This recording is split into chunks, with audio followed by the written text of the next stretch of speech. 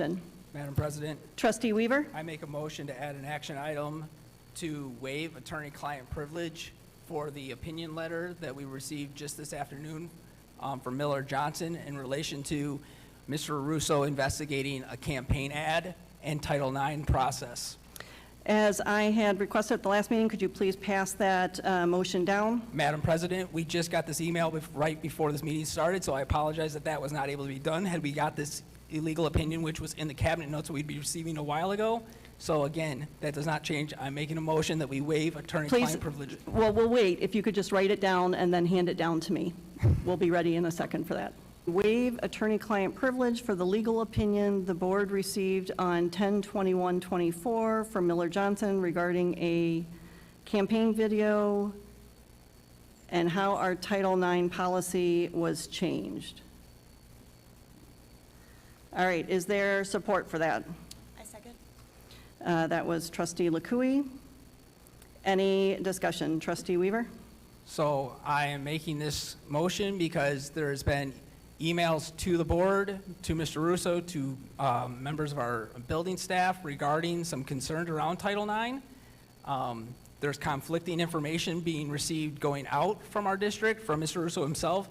So I think it's pertinent for everyone in our community to see what Mr. Russo asked the lawyers of and what the lawyers actually said as it pertains to, again, a campaign video and the Title IX policy, how it's changed. It did not actually address the concerns that were raised by the community members.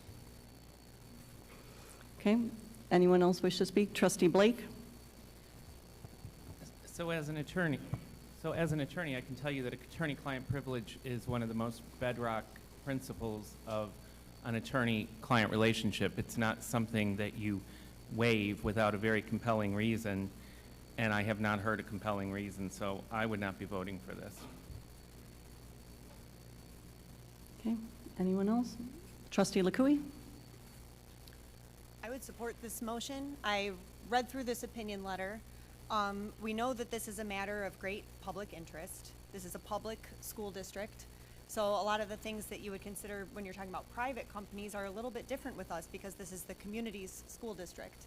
And a lot of this, you know, if this has to do with Title IX and what our options are and how and why the district has chosen to make decisions that we've made, and I think it's important for people to be able to see what was asked and what was said here. I don't see how it actually puts the district at risk. It actually would help to shed a lot of light on what's been going on. Trustee Gupta? Today, the only concerns. Now, nobody can hear you. 1 second, we are correcting that. Testing. Is it better? We're having a sound issue. Try again, Trustee Gupta. Testing. Yeah. Testing.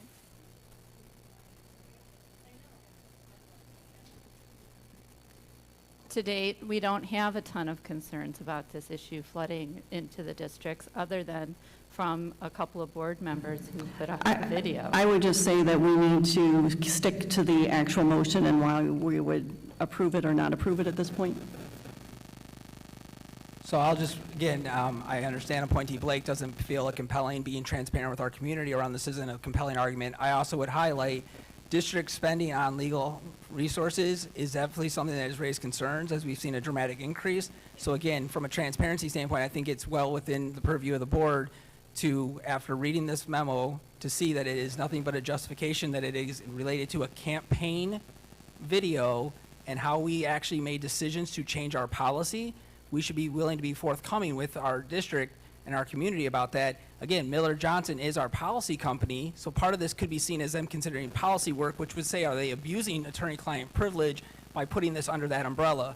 Either way, I think Mr. Russo has some questions to answer about why he requested this opinion and what he's using this opinion for. I will just make a comment that I will not be voting for this at this time. I need more time to consider it. There was no notice given ahead. I saw you within the last hour and no mention was made of this. So at this point, I'd be voting no. Does anyone else Madam have President, I have a any? brief statement. We were at Trustee a Weaver, din- you've already I have a brief spoken twice. statement. We were at a dinner for our students. It didn't seem appropriate at that point. We received this email just prior to that. So again, to claim that any type of surprise other than it being a surprise to the entire board is disingenuous. Right. All right. All of those in favor of amending the agenda to include this item, please say yes. Yes. Yes. I think I saw 2. Those opposed, please say no. No. No. That was 5. It's 2-5. The amendment does not pass.